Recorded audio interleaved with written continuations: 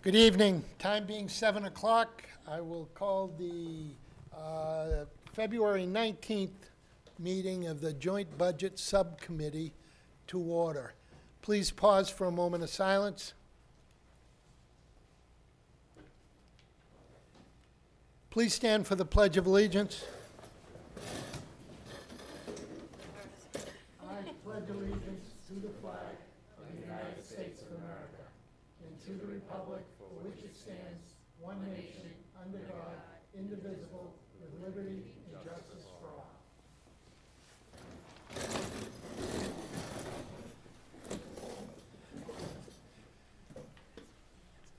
Good evening, everyone, and thank you for coming out. For those of you who have been to a couple of the others, thank you for coming out again. For you first-timers, thank you for coming out this evening on this very chilly evening. And again, these sessions, these listening sessions that we are having, this is the third of 6, and they're here for us, the members of the Joint Budget Subcommittee, to hear your questions and your concerns as we get to a point where we look at how we need to solve the structural budget deficit that we have. So please don't be shy, very informal. I'm not putting a 3-minute clock on anyone. So you'll have the time you need to ask any questions that you'd like. Okay, we'll get right into it, and I'll ask the town administrator, and again, I'm sure he'll apologize too for those of you who've heard it a couple of times already. So, Jamie. Thank you, Mr. Chairman. So I'll try to go a little quicker than normal. For those of you, there are some packets over here. You can also go to the town website, franklinma.gov, as I've said at the other budget meetings. All the school stuff is there, all the town stuff is there. It's all in one-stop shop on the town budget page.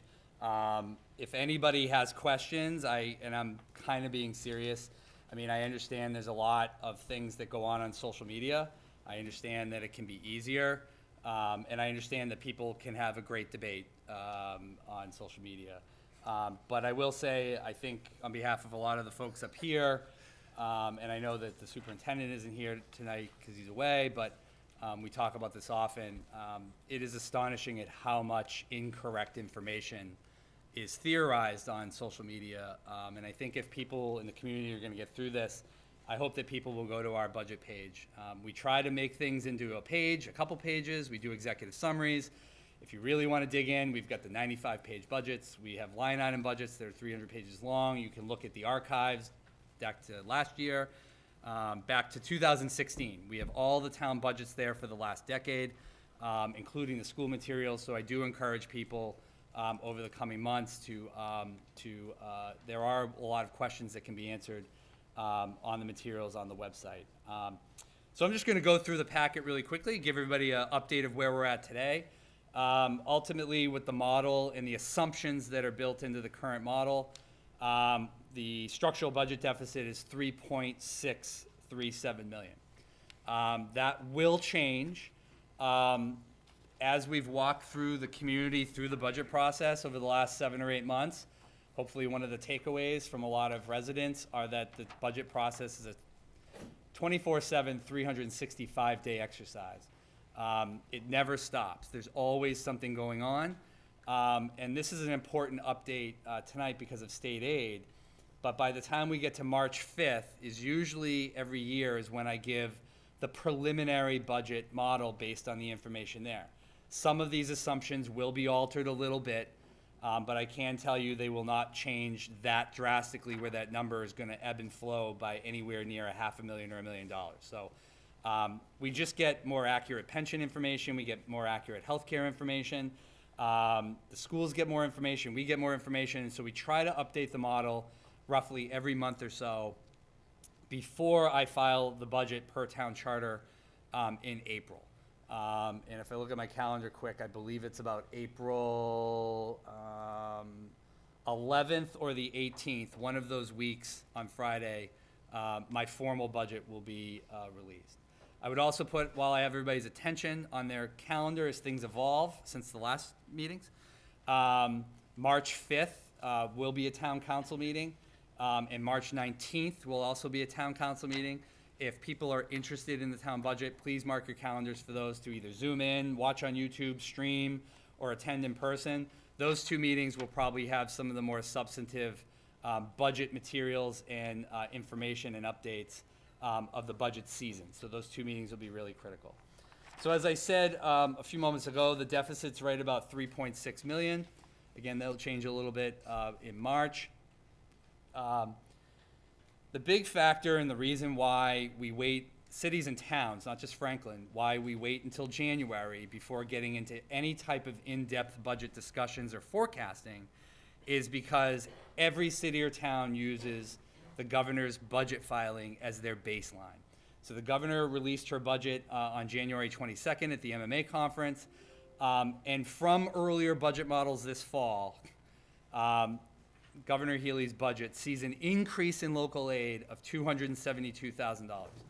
Now, we assumed a 1.5% rate of growth on local aid, but actually Chapter 70 came in lower than we projected at 1.23%. So then you might say, how did we make out? Well, tri-counties and the charter school assessments, as well as about a dozen other formulas in the state formula, offset some of those decreases. And so you actually see a net increase.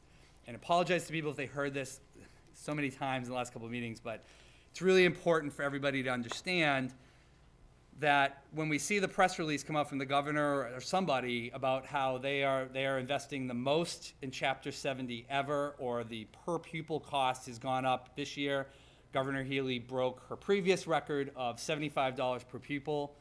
You can't look at just Chapter 70 alone. There's dozens of formulas baked into that model that comes out from the state, and they call it cherry sheets. And so at the local level, both the school business administrator, as well as our CFO and our finance team, as well as every city or town, they wait for the cherry sheets. And the cherry sheets were released a few weeks ago, and the net surplus that we have from previously was $272,000. By the way, that's really good news. Given the competition for state dollars from the MDTA, the surtax, all the other dynamics on Beacon Hill, to start at a number higher than what we projected is incredibly good news. The House and the Senate do their budgets in April and May. The state budget won't be over till the end of July. So most cities or towns use this number as their baseline in their budgeting to go all the way through the spring. And then finally, what we usually do in the fall, like any town meeting, they'll do a corrective budget in October and November at a town meeting, in other communities at the town council here. For those of you that have been used to this and have seen this process go before, you know exactly what I'm referencing. But this is the number that we're going to use throughout the budget process. We will not have a better number likely until later this summer. The House and Senate will do better than the governor, at least traditionally that's what happens, so we would see a little bit more local aid. But as folks know, because of the hold harmless situation and some of the other dynamics in the formula, I don't expect to see enormous amounts of money that would be poured into local aid. So we're in pretty good shape on state aid. The second assumption I revised was the addition of $1 million to our structural revenue formula for local receipts. Local receipts are the equivalent of revolving funds for the schools. Almost all of local receipts, a little bit over half, are fees generated by our recreation department, our library, DPW. My office generates a significant amount of revenue in liquor licenses and other permits for Class 2 businesses. That feeds Board of Health. That's also the ambulance receipts. If you have not seen the fire department's presentation on February 5th at the town council, please go watch that half hour. That will educate everybody on ambulance receipts, call volume, and all of those things. So also our investment funds are in local receipts. Our CFO and our treasurer collector have done a great job over the last few years investing your money in high yield interest rate accounts. So we've seen some pretty good dividends. All in all, we feel very comfortable going into this budget season. I do one more Q3 check-in at the end of March to make sure we're sound, because I will remind people 5 years ago, literally in a couple weeks, I wrote a memo, barring any unforeseen circumstances, this is the revenue formula. And then COVID happened. So I do look at the revenues at the end of March to make sure we're in good footing before I file my budget. Hopefully nothing bad happens. I don't know what could. But right now, looking at those numbers in our coffers, we feel that upping that $1 million is very safe and secure for FY26 at least. New growth, people have heard a lot about new growth. We downgraded that number a little bit to our 1.1 million number. New growth is basically unanticipated revenues due to development. So if we didn't anticipate a housing unit coming on, that would be baked into our new growth estimates. That's also private property and residential property improvements, commercial properties. If you do an addition to your house, or if you do a kitchen renovation, and your assessed value of your property goes up, that gets captured in new growth. Obviously, with interest rates and the in the climate that we're seeing, our new growth revenues have pretty much flatlined at about 1.1 million. Pre-pandemic, by reference for folks, pre-pandemic we were at about 1.8, 1.9 million in new growth. So that gives you an idea. We've lost about 30% of our new growth revenue, and a lot of that has to do with interest rates and homeowners just taking a pause on that renovation or that addition or improvement to their property.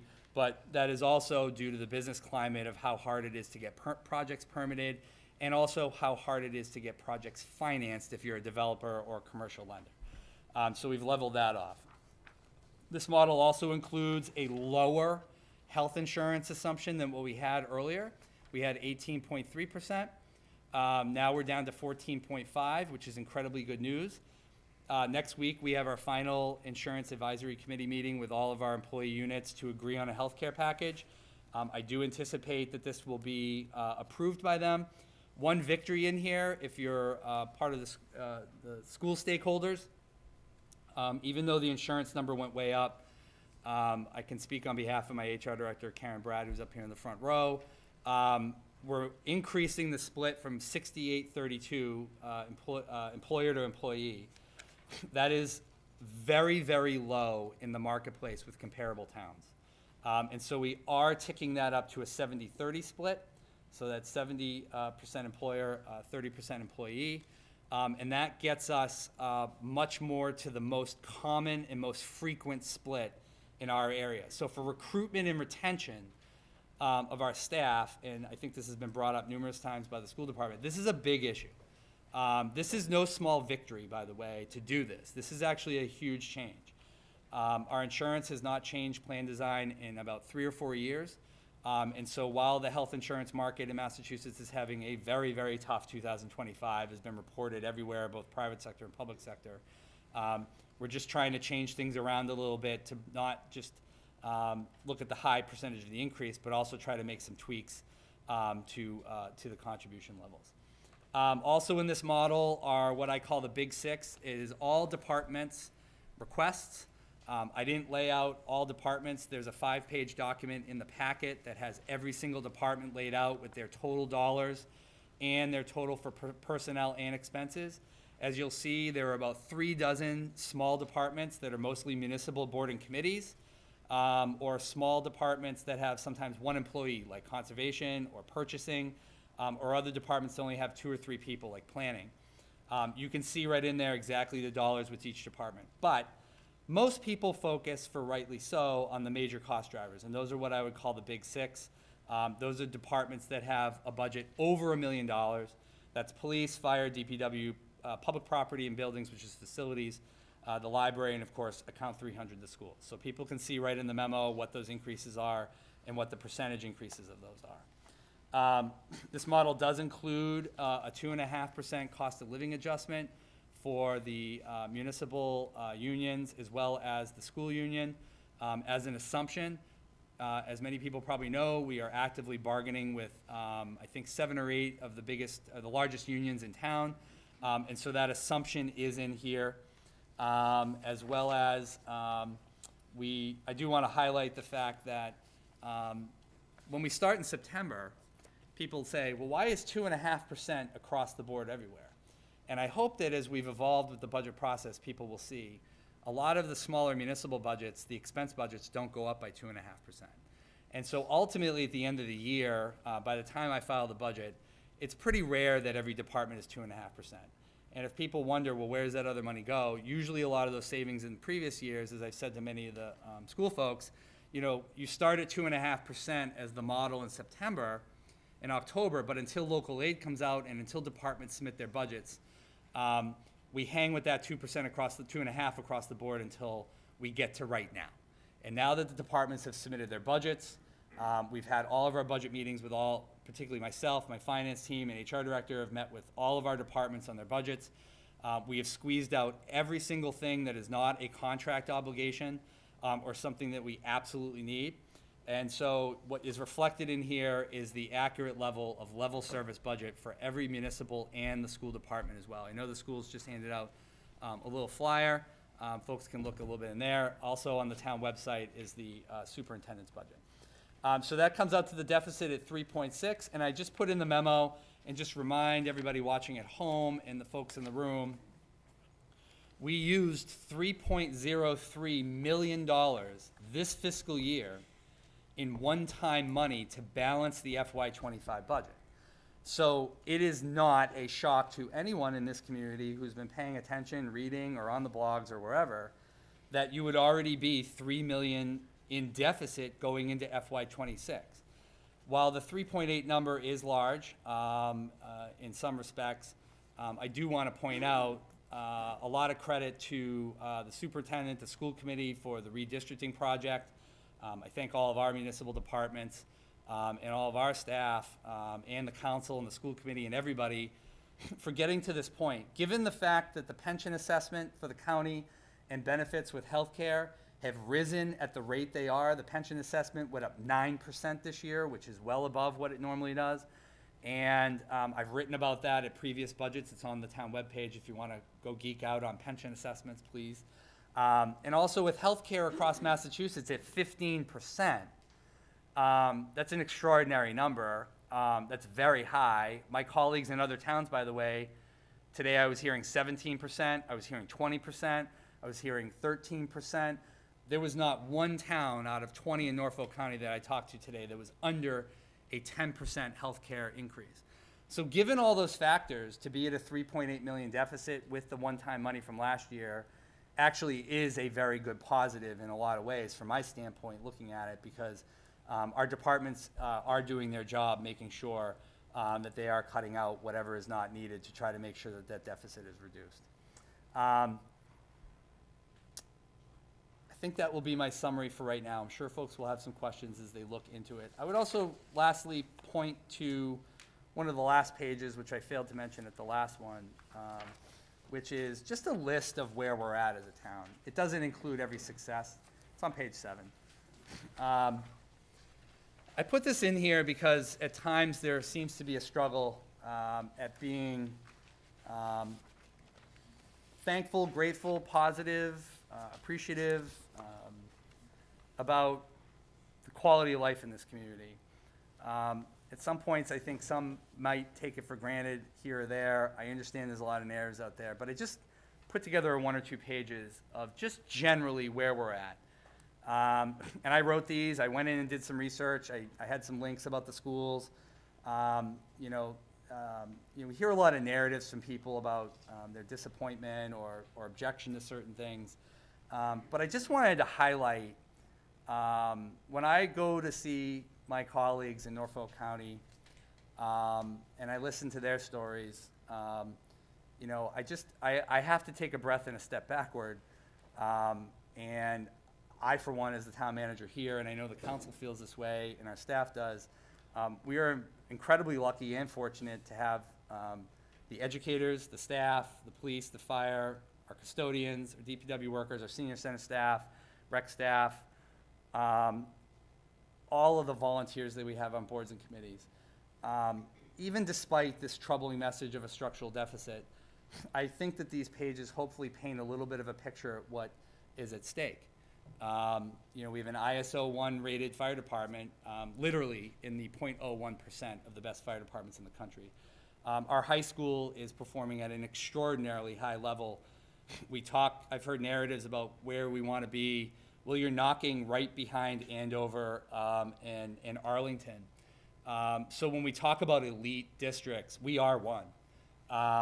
It's not if or where we want to be. We absolutely, positively are one of the best school districts and probably the best state for public education in the country. And if you look just down at the Franklin Police got accredited this year, you know, a couple people told me before the meeting they had never been in the senior center before. You know, we have a staff over here that feeds about 150 low-income residents a day for breakfast and lunch. We have a social services staff second to none. I hope people read this. We're a AAA bond-rated community. We're in the top quarter of the most financially responsible communities in the state. You know, I understand people may have opinions of things on social media here or there, and I respect those opinions. But make no mistake, as Dr. Bergen said at the meeting a couple weeks ago, you do not become AAA and have audits with no management letters because we're doing things poorly. It's actually completely the inverse. We are victims of our own success. This budget deficit has been hanging around us for 20 years, well before I got here. This was a problem that started around the turn of the century. For those of you that volunteered on committees, this has been a discussion in this community for a long time. And we've gotten to this point a lot because of the amazing volunteers and people that we have in this community. So I hope people take a few minutes to read that and just marinate on it a little bit. And as we go through the budget discussion over the next several weeks, just contemplate what may go backwards as a result of where we're at with the deficit. So I appreciate everybody listening, and hopefully at the next meeting on March 4th, I'll be able to provide a little bit better of an update of where we are. Thank you, Mr. Chairman. Thank you, Jamie.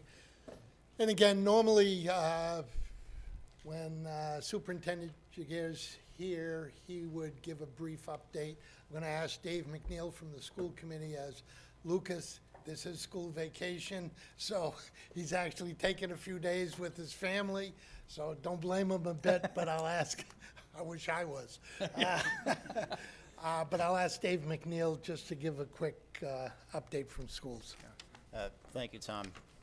Good evening, everyone. My name's Dave McNeil. I'm the vice chair of the school committee as well as the chair of the budget subcommittee, and I'll keep it brief right now.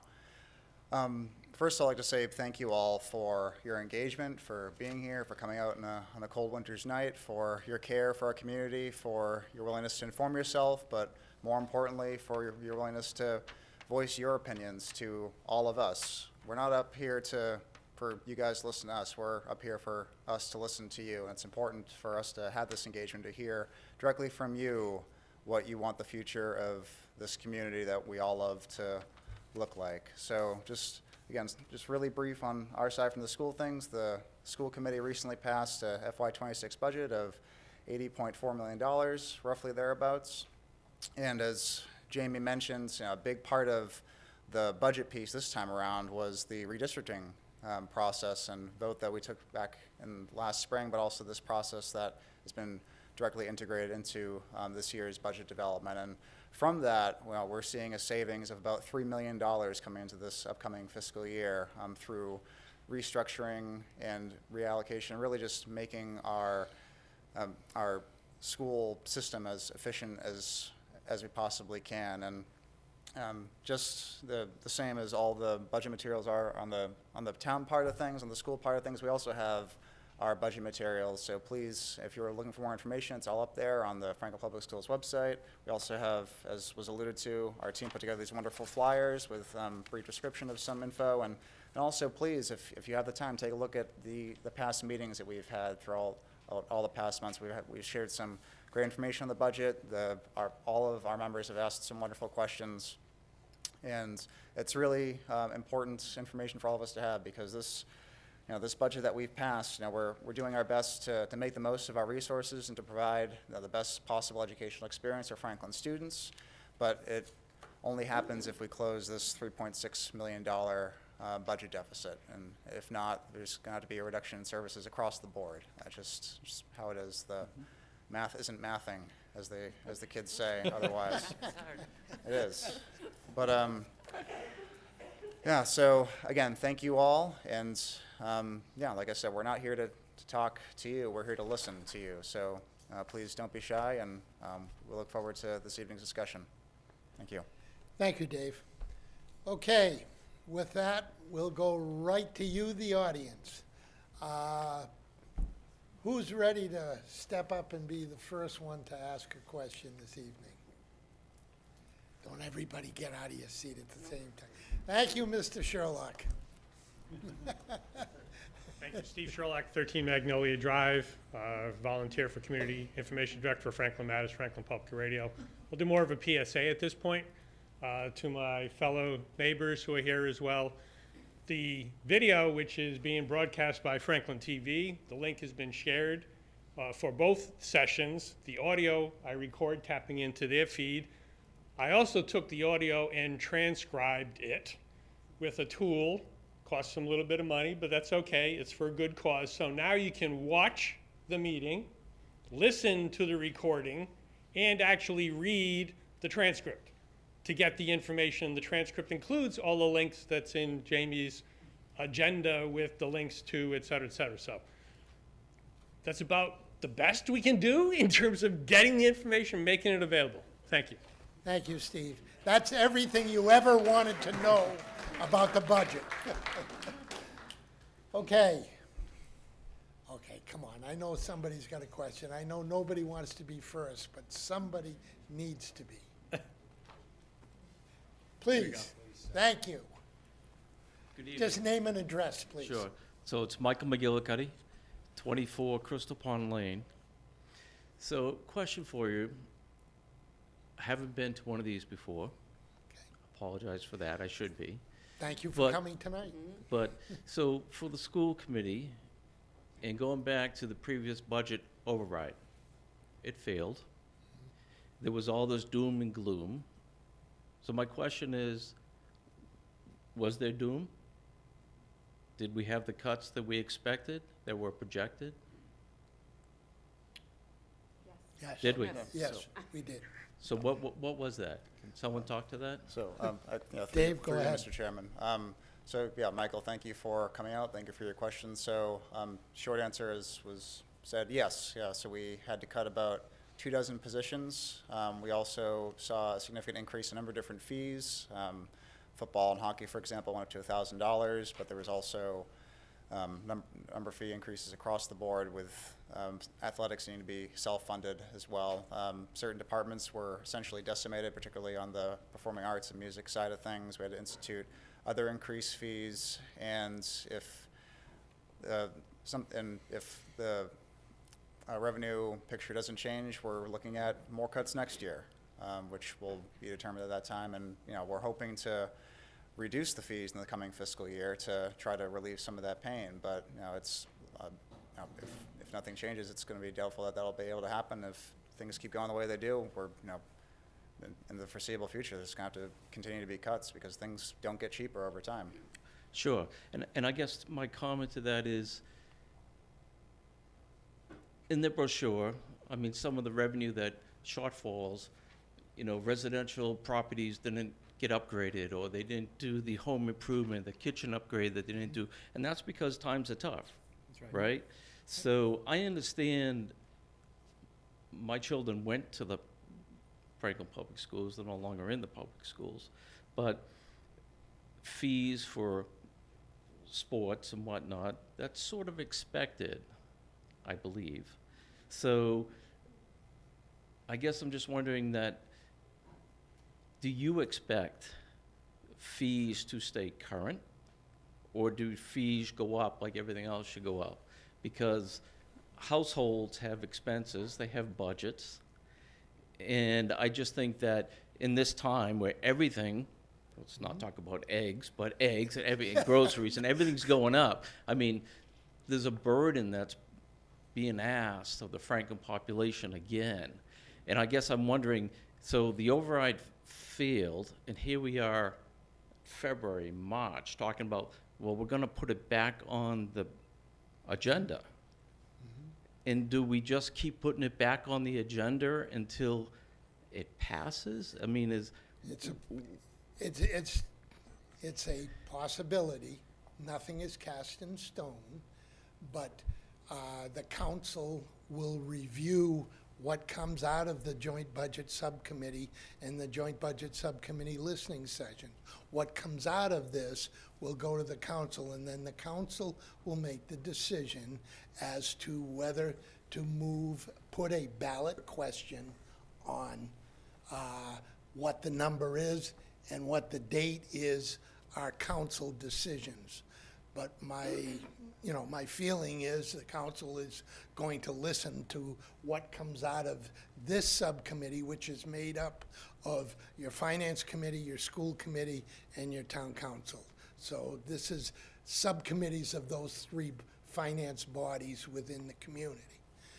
To answer to answer some of your other question, we look at this deficit. We have the structural deficit be somewhere between 3.6, 3.8 right now, which might change a little bit. But that is based upon providing the current level of services. If you're happy with DPW service, if you're happy with police service, if you're happy with fire department service, if you're happy with what the school department is giving, that's what this budget is based on, providing the current level of services. Now, in the school committee's piece, they've put a couple of the things that had to get cut back, had to get cut last year, that got put back into this budget as we move forward. So, at this point, or my feeling as we look at this is really the decision belongs to the residents. It doesn't belong to the council, doesn't belong to this body. It belongs to the residents of the community. Are they happy with the current level of services? If they are, we need to come up with $3.6 to $3.8 million. If not, there would be cuts. We would have to cut the budget. If, let's say, an override question got put on the ballot and it failed, we would have to come up with $3.6 to $3.8 million of cuts across the entire community. That means cuts to police, means cuts to fire, means cuts to school, means cuts to library, means cuts to senior center. Across the board, those cuts would need to be made. So for me, I feel that this process that we've gone through for the last 6 months, roughly, has been a very good process, and those that have been following us really have gotten an idea how the budget's built, why it's built like it is. But the ultimate decision as to how we proceed is going to belong to the residents. No, I get it. And thank you. I appreciate the forum, and I appreciate the honesty and the feedback. Yeah. DPW-wise, could the roads be better? Yeah, but thank you. Nobody here is going to disagree with you. Please come forward. Name and address, please. Mike Cerati, 40 Marvin Ave. I'm here to advocate for an operational override in response to the structural deficit that you have presented on. Thank you for taking the time to host these. 6 of these sessions is a lot on top of all your existing responsibilities, so thank you for that. I have some brief remarks for your consideration and a question to confirm my understanding. I lived in Massachusetts for 12 years, and my wife and I moved to Franklin 3 years ago with the intent of growing our family here. Many people told us Franklin's a great place to do that, and part of that response was, in fact, with the school district in mind, of course, and I agree, and I'd like to keep it that way, right? Over the last 12 months, I've tuned in. I'm a new face in person, but I've been an online live stream observer for a while now. So thank you for also posting these online. It is helpful. I actually can remember an instance last year that now makes me laugh a little bit. I was listening in to the presentation about the pledge and trying to learn more about the override proposal while bottle feeding my baby. So a strange combination of activities for sure. So obviously, when difficult decisions need to be made, such as what happened after the vote last year, a lot of attention and commentary gets paid towards the tangible impact to the present. Current residents, current students, makes sense. I'm focused on the future as well, right? I'm here tonight to try to represent some of the voices in the community that are not in a place where they would be impacted quite yet, but would be in the years ahead based on what we decide to do in the next 3 to 6 months as a town, right?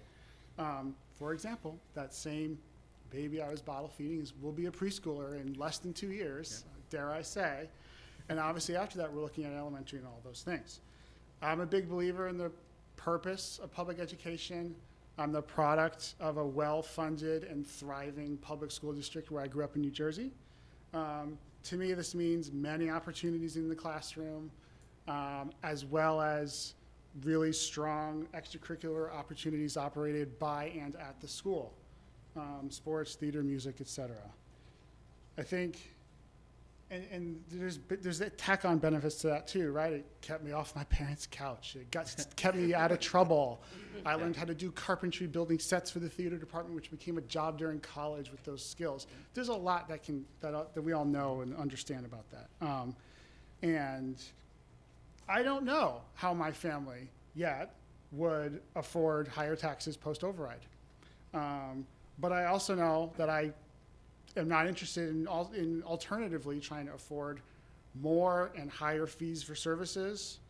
I'm not interested in extracurriculars and sports having those higher fees and services, transportation, buses, or see town departments shrinking or not get a third ambulance when we have documented increases in calls, volumes. So I think part of this is just this feeling to me like all of the methodical material that Jamie, you and your team put out, it almost feels like it could be like a preface to that says like, what is our vision for Franklin, right? Like, are we a town where we're just saying, yeah, no, 911 calls are going to take longer to respond to, right? Are we like, and that feels like the introduction to all of this, right? Who do we want to be?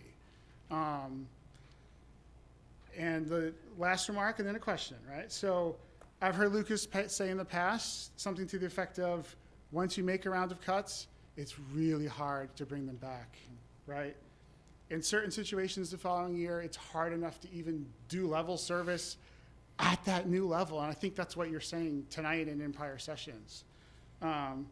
Never mind making up that ground lost in the past. So, I mean, I think you basically just said it, but I just want to confirm that, like, if we don't address the structural deficit, whether by an override or whether by using one-time revenues again, which sounds very foolish to me, then we're looking at cuts and we're not talking about level service, correct? That is correct. That's right. Yeah. It would not be the current level of services if we had to cut that 3.6, 3.8 million. Yeah. And I would just say, I just invite all of us in the community to think about how, I don't know, that just doesn't sound like Franklin to me. And I feel like, we have to keep in mind impacts present and future. Of course, I'm biased to think that way based on what I shared. And I think we should ask ourselves, how does this decision, how might any of us vote on a potential override that I'm personally advocating for, how that relates to the trajectory that we want to see for our town.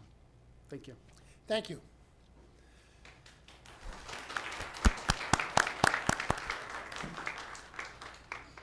Please, name and address, please. My name is Luke Diaz. I'm a proud teacher at Remington Middle School, so at 628 Washington, and for the last 15 months, I've been a proud resident at 104 Jefferson, and I'm excited to share a little bit about my story. I'm going to go off script a little bit, which I have a script, but I do want to speak a little bit to the fees component that we're seeing, and I know that many things go up, but I teach 7th and 8th grade math, really exciting. And what I'm seeing in my classroom is the day that the last override failed and we saw that significant increases, the demographics of mostly boys who are very interested in sports all of a sudden started saying, I don't know if I'm going to play football when I get to high school.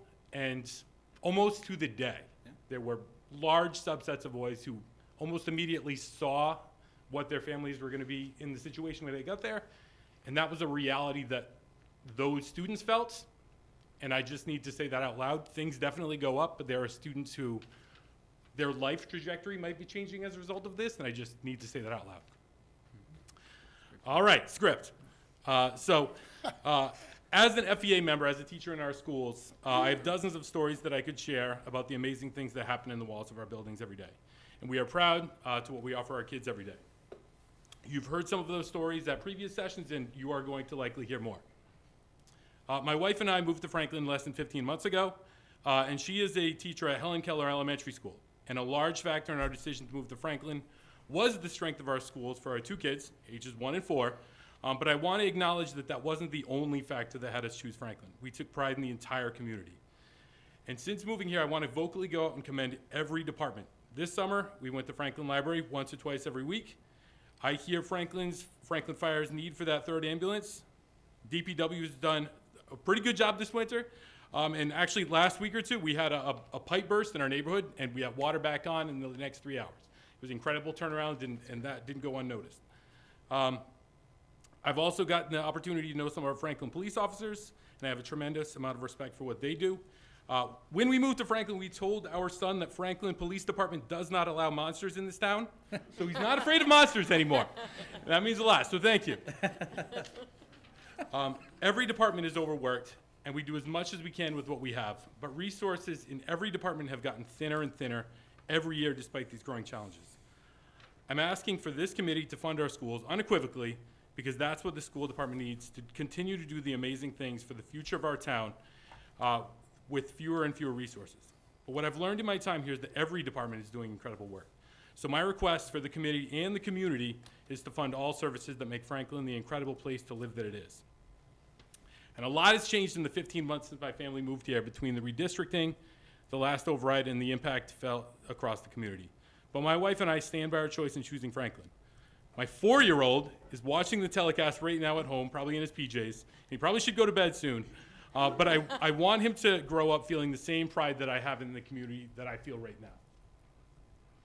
For those of you in the audience, including other departments, I've been a teacher for 10 years in Franklin, but I am new to the community. I am the new kid. So we need to pick each other up right now, and that, in my opinion, likely means a override. But that also means helping each other as well. So this is my verbal olive branch to all of you. Talk to me, talk to your teachers, talk to each other. We know that this is a challenging time, but I think that unity is the solution that we all need to continue to be the strong town that we are. So here's my question to all of you. So I've watched every listening meeting, and people have had a great idea of different perspectives and different thoughts and creative solutions. I'm just wondering, is there a way that we can propose a level service, or ideally more, override with some intentionality to minimize the impact for families with limited or fixed incomes, so that way they can still support the services that we have in town while not feeling the same brunt of the impacts that they might have in their situations. Similar to the fees opening that I had spoken to earlier, but is there a way that we can just approach that differently? And are there options that we could offer to families who support our town but might be limited in their means to do so? Thank you so much. I can stay or I can go. No, you can sit down, Luke, yeah. It was fantastic, Luke, and I just, Jamie? oh, I'm sorry. What? Oh, okay. I just, thank you very much. When I see someone that's an educator, but someone I've gotten to know the last couple months, you know, offline, it means a lot, and I know it means a lot to the people here, that school stakeholders make reference to the town departments, and not just about the third ambulance, but I can tell you without looking at them that the library staff in the front row was really heartwarmed by hearing them named, because they put a lot in, and we thank you for just acknowledging them. It goes further than you may believe, yeah. So quickly on the tax question. So on overrides or property taxes, the unequivocal bad answer is no. There's no way to have a progressive rate. There's no way in the tax rate. People may be familiar with the state income tax issue with the surtax. That was actually 30 years in the making because of the constitutionality around taxes. If we could have already done something in property tax rates, you know, I think every city or town in Massachusetts probably would have already done that. However, you did give me a lane to put in a plug. To Mike's question, I think earlier, one of their questions, the council did earlier this year, did an upgrade or an update to Chapter 82, which is our entire fee schedule for Board of Health licenses, you know, alcohol licenses in my office.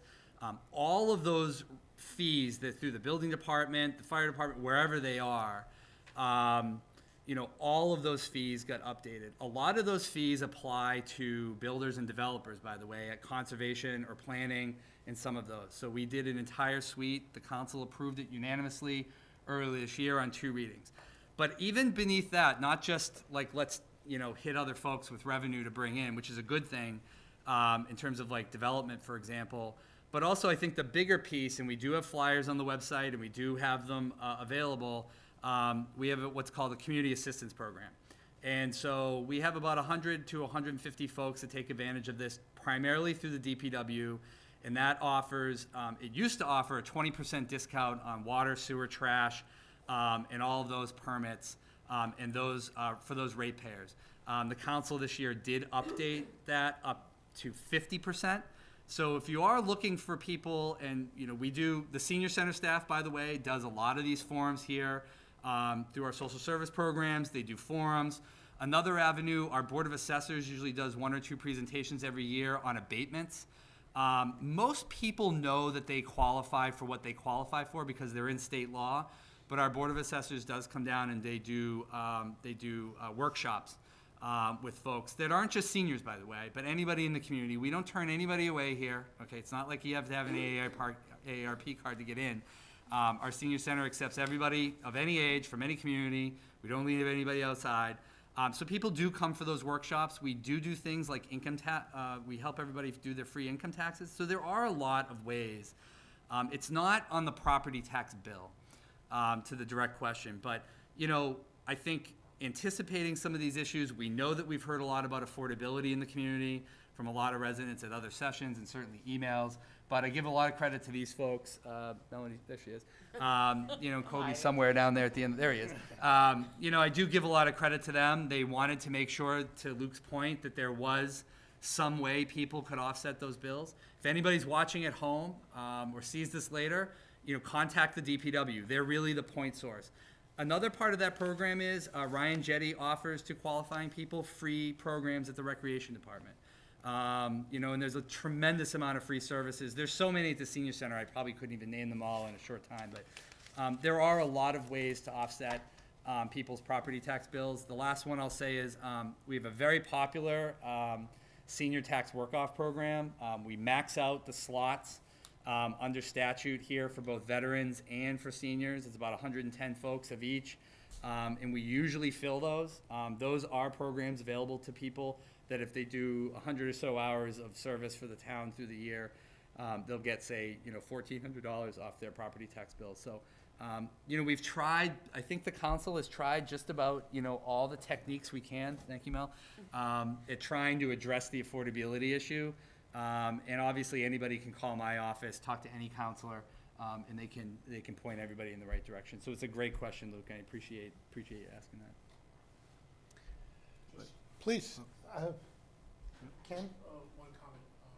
Well, Do I really have to call way up there? No, if you could just wait one second. Just one comment, Mr. McGillicuddy, and sorry, Luke, I didn't catch your last name.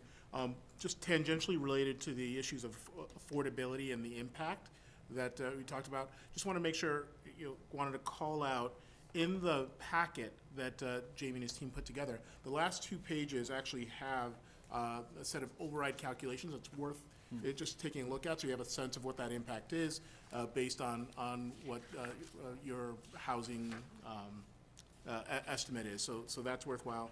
And in addition, we also have, I don't know if you saw this budget request form, that's kind of a trifold from the schools, which speaks to the impact, at least on the schools, of underfunding and just kind of the budget reductions that would be required if there is no override. We know some of them for the police, for the fire, so we have a sense of those, but it's just probably worth calling out those two sources so you can really take your time and look at it. And Lauren. Kobe? Just quickly, I don't want to overly muddy the waters. I think it was the correct answer in terms of how helpful. We do have greater flexibility in our tax rate setting than, we don't currently use the maximum extent. I just want to maintain for the record, we do have in our goals that we're going to have our assessor's office fully present those options. That tax rate hearing is in November. Please be a part of that conversation. It's not fully relevant to this conversation in the sense that either way, we can't get any more money than we have, and we still have a $3.67 million deficit, and we do use most of the easy options we have to make it more affordable for our low-income residents. We do have more options, and look forward to continue having those conversations. Okay, I'm sorry. If I can talk from here and you can hear me, please. Okay, My name is Jean Tolland. I live at 148 Highwood Drive, which is a condo. I am not a native of Franklin. I'm a carpetbagger. I've only lived here for about 40 years. 35 of them at Highwood Drive.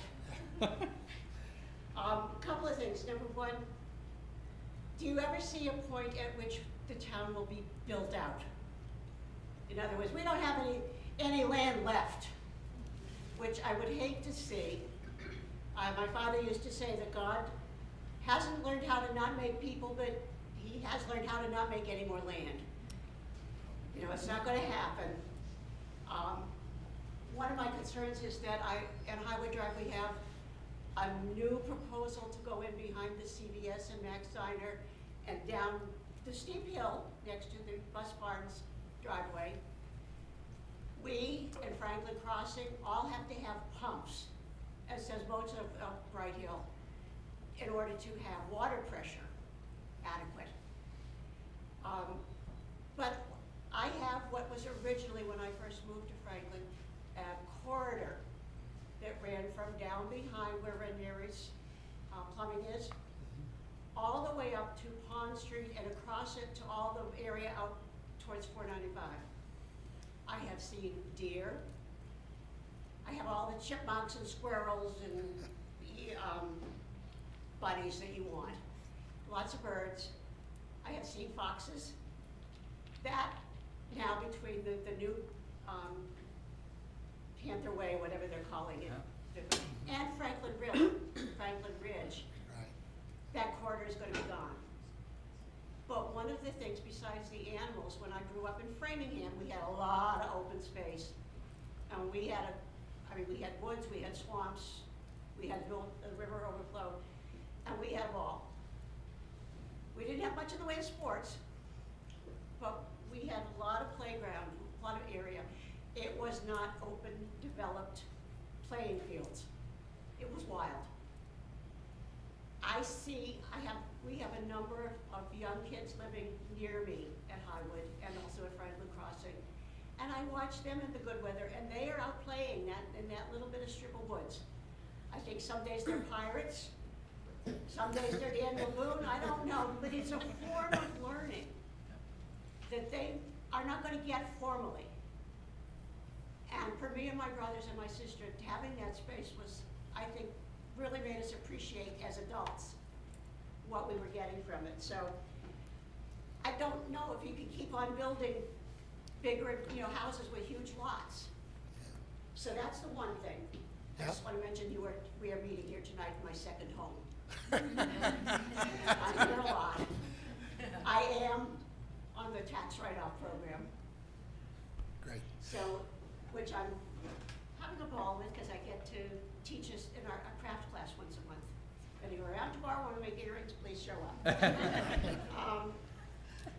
See, like I said, we talked about the big, and one of the senior center is, since we opened the second floor, I think we have had about four floods where the pipes have burst. If you look up over there, we've got the tiles out in most of the rooms. We can't undo that. Hopefully next month we will get it finally fixed. But if we're building buildings, what is it, how are we making sure that that doesn't keep happening again? It seems to me that the second time we might have figured it out, it should have been built properly in the first place. So that's just, we're spending a lot of money on that. There. And I guess that's it. Thank you.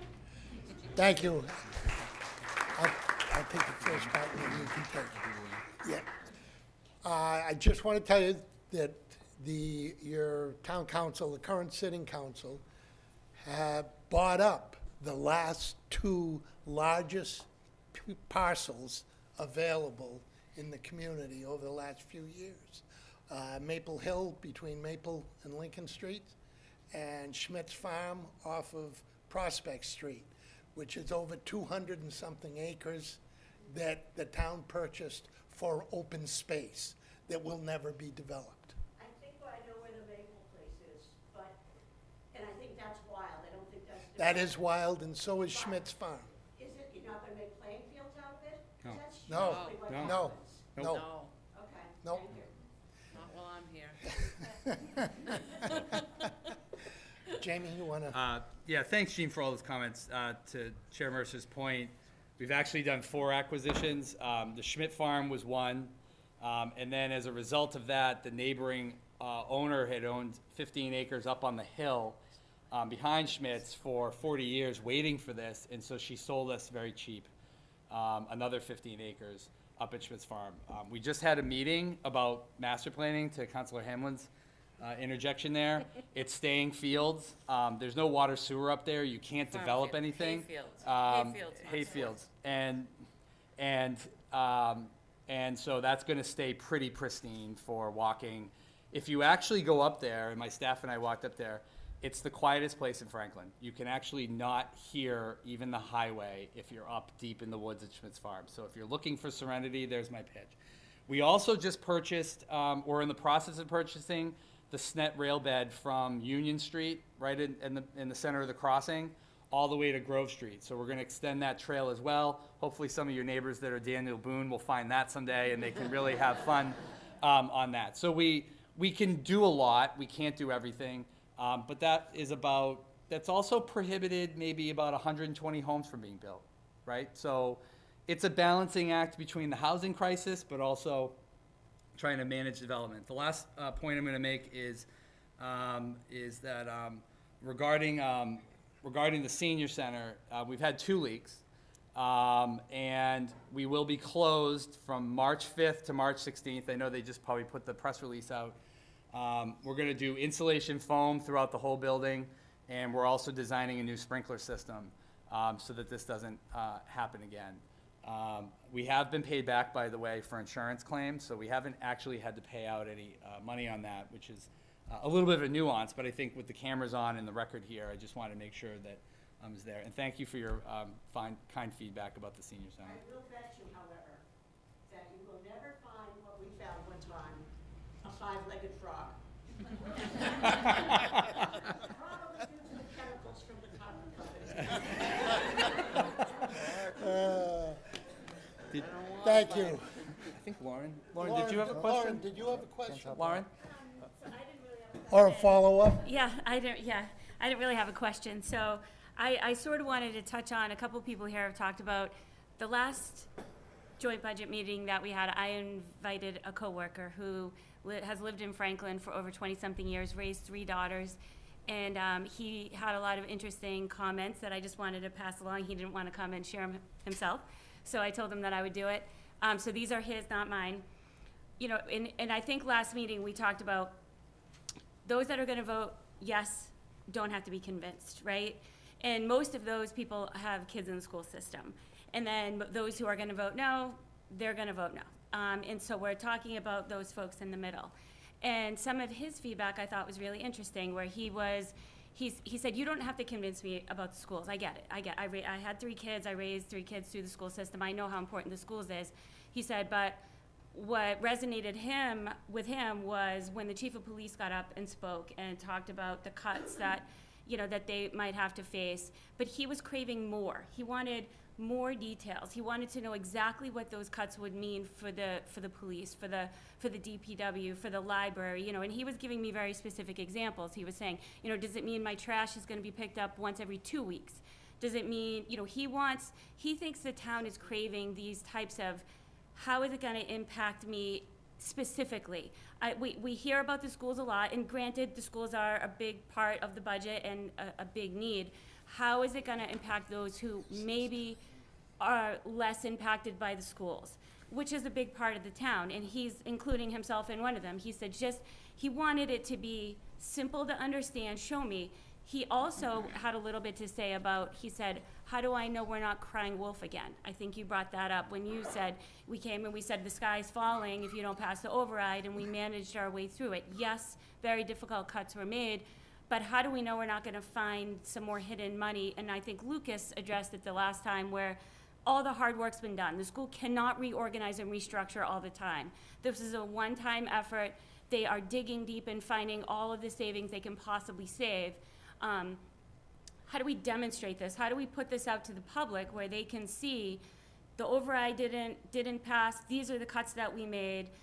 This is the I'm going to call it found money. I know that's not the right term, but these are monies maybe we were able to repurpose and restructure due to the schools reworking, themselves. Now, if we're in another structural deficit and we can't keep level services, what does that mean in real life? What does that mean? No third ambulance, that means every 4th call is getting ignored or pushed to another town, which means 10 minutes longer before an ambulance is at your house. That was the type of information he was craving. He thought something like that, and getting it in as many people's hands as possible. So, everybody telling all your neighbors, all your friends, whether it's social media, taking ads out in the newspaper, he was saying, find a way to message it in a way that really resonates with all of the town, not only those in the school. So I just wanted to pass along his feedback. I hope I did him justice. But that was basically what, his takeaway was from the last meeting. He found it fascinating and interesting, and also had some very real takeaways that he thought might be useful. So I wanted to pass it along for him. Thank you, Lauren. And you actually gave me a great follow-up, because at the last meeting, I did ask the chief of police to come forward, and asked him a question about how it would affect him if that structural deficit wasn't filled. I'm going to put the fire chief on the spot. Chief?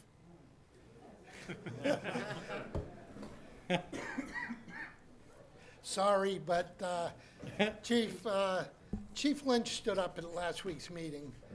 Could you briefly summarize the messages you gave the town council on February 5th about call volume, the 3rd ambulance, and the trend, and what's at stake if we aren't able to continue to provide the current level of services? Okay, Chairman, members of the committee, that's why I didn't come here last week. But I did listen to the meeting, I listened to the police chief, and I know at the time he mentioned that, God forbid if there was cuts, he hasn't got to that point where the cuts would be. For us, it's crystal clear. For us, we would lose that 3rd ambulance. We did have the opportunity on the 5th in front of the council to give a lot of data. And the data was good for us as well, because that's the first year, calendar year 24, that we put that truck in service. We actually started in October 23, but the full calendar year 24, so we had that data. And the big takeaways, the run totals was 5,500. It was up 224 calls from the year before. But the biggest metric when you're dealing with this 3rd ambulance is how many times you got a mutual aid ambulance coming into town to cover one. We've got 2 in service full time. So basically, we found out from our data is that with the 3rd ambulance in service, they had the opportunity of doing 162 calls that in calendar year 24. 101 of them they actually transported to the hospital. We actually projected at the beginning when we mentioned A3 to you folks, we projected 160, so we're pretty close with that. And then more importantly, if the truck being in service, we still had to call 295 ambulances into town with that truck in service, which means if we did not put that truck in service, we would have 463 calls, ambulance calls, that would come into town.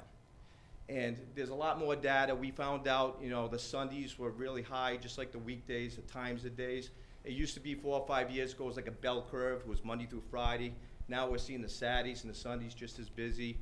And we're doing it during impact time now, during business hours, which has been great, but the need is there. There's a lot of data in there. We encourage everybody to go on there and look at that. If there's any questions, call at any time. One thing we did not mention, though, was how we got here.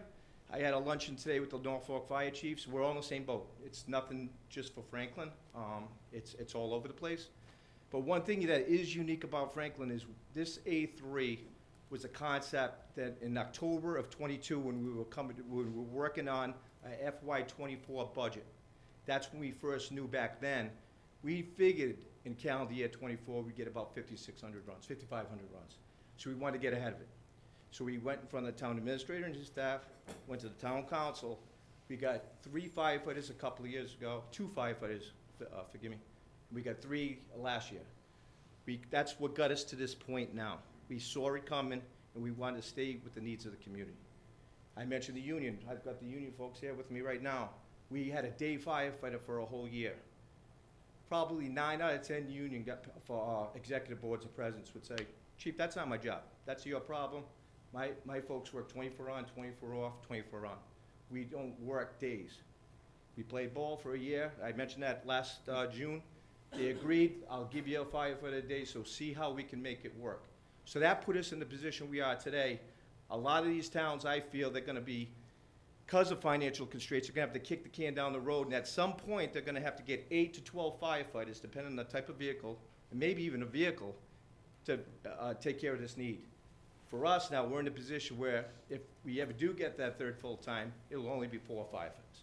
So we're putting ourselves in a real good position from planning. It was a collaboration with a lot of people, especially the town council and the town administrator, with the help of the union folks as well. If we lose those firefighters in July, our fire chief will be here in 26 saying we're gonna have over 500 mutual aid calls. 500 mutual aid calls is $500,000. So basically that $500,000 will be spread out amongst the communities around us, taking up that. But the money, we always talked about the money is so important, but it's getting a truck there in a quick amount of time. Right. For me, that's first and foremost. I always reiterate, the ambulance takes you to the hospital.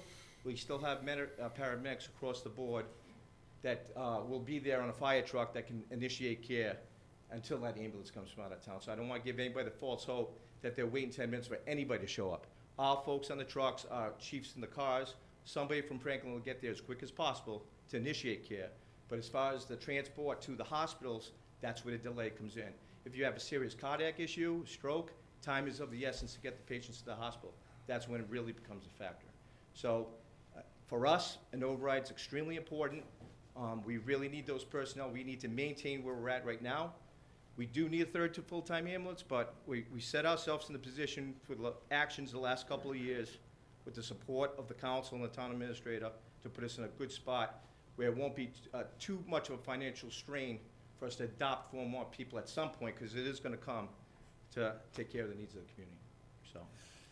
Just one more point while you're still standing up here that I found very interesting was the amount of time now that the ambulances are ending up staying at the hospitals and that are actually out of service. That's right. Because it's taking longer to get people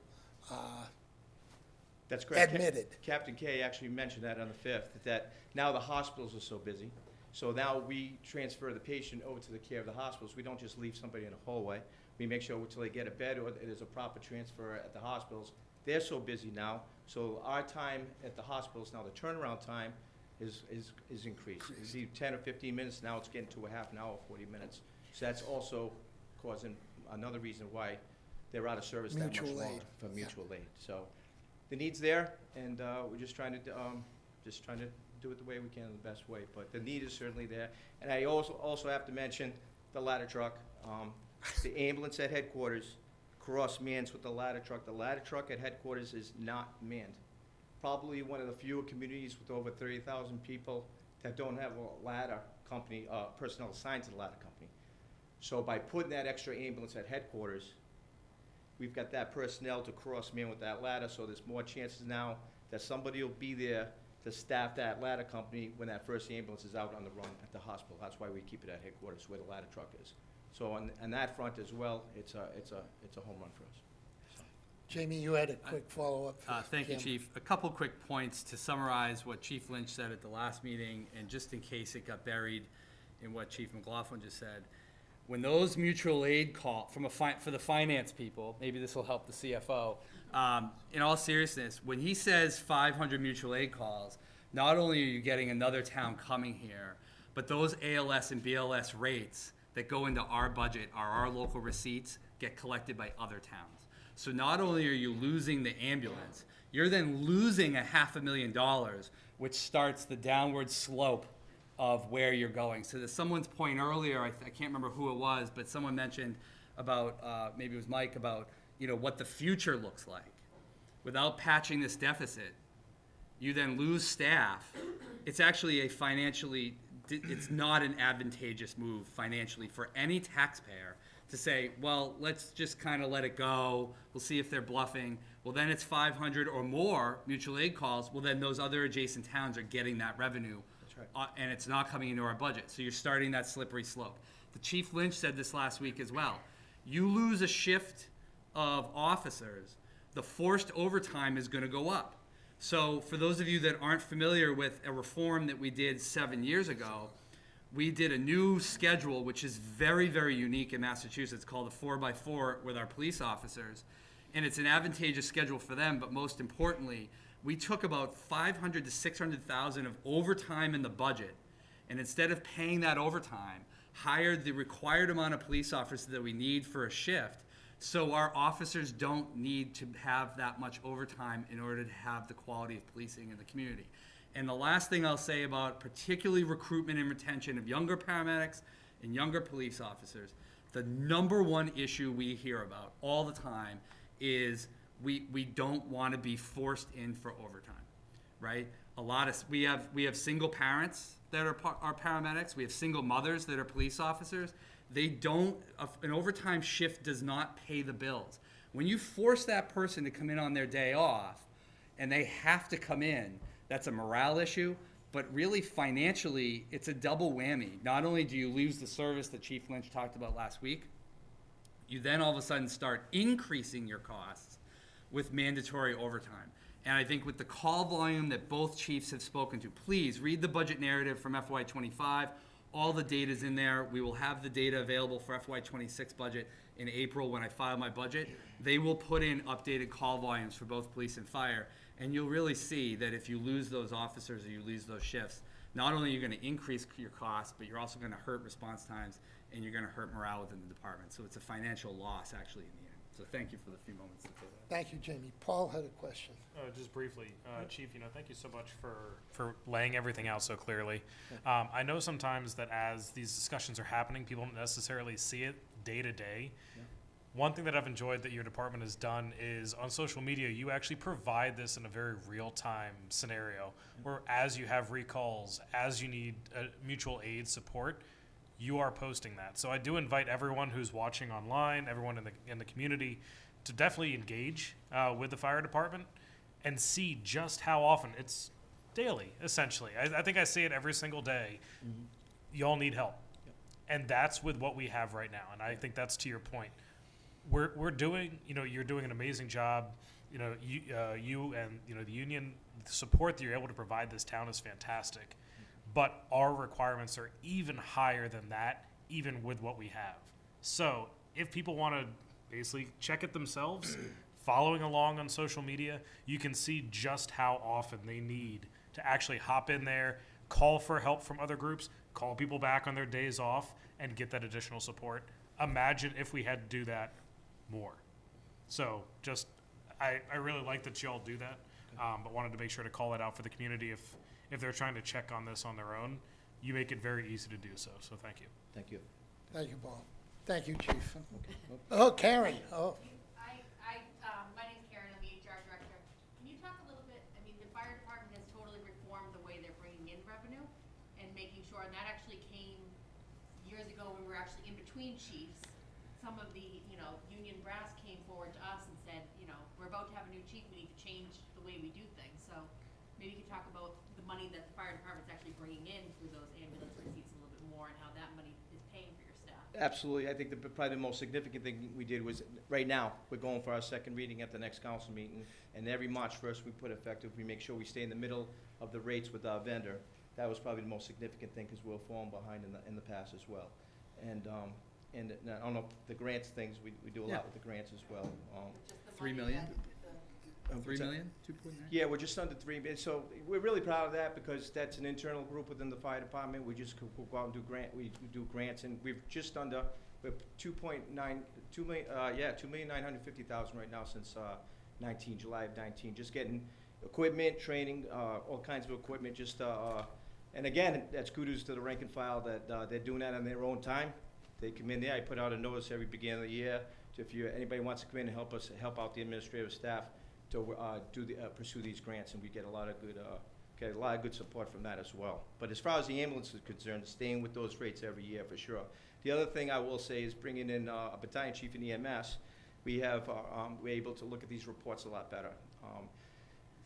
Our vendor that goes over these reports, we pay them to do that, but we make sure our folks get a good look at those reports as well, because if you miss something on a report, that can have an effect on how much money is being recouped.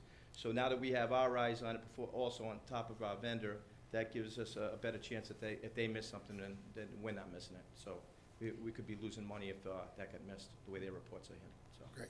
between the ALS and BLS. So. Thank you, Chief. Just out of curiosity. Sure, I Mike. appreciate what you guys do every day. Yep. To the point about you post the mutual aid to other towns, do we have the reverse? Will you provide mutual aid to other towns? In calendar year 24, we provided 76 calls to mutual aid towns. So a lot of times when they do call us, we're not there to help them, but obviously when we are in service, if one of our surrounding communities calls, absolutely we go. But for 24, it was about 74, 76 calls we provided mutual aid. And we do get that revenue coming We do to get us. that revenue in Mike. what our town, right. I assumed you did. Yeah. So, just out of curiosity. Yep.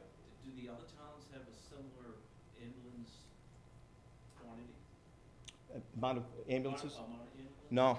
No. Bellingham's got a couple, Medway's got one, Rentham's got one, Norfolk one. They might have, if one goes out, a lot of times what they do is a general recall. If they have a second vehicle, they'll call people back to man them if one goes out, but that's if they have the vehicle. So they're limited as well. They're limited as well. And that brings out a good point. When we call for mutual aid, sometimes people believe it's going to be the very next town that's coming.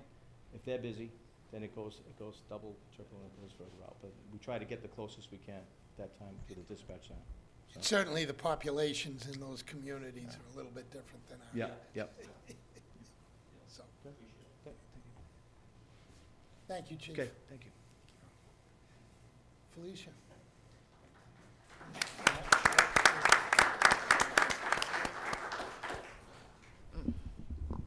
Name and address, please.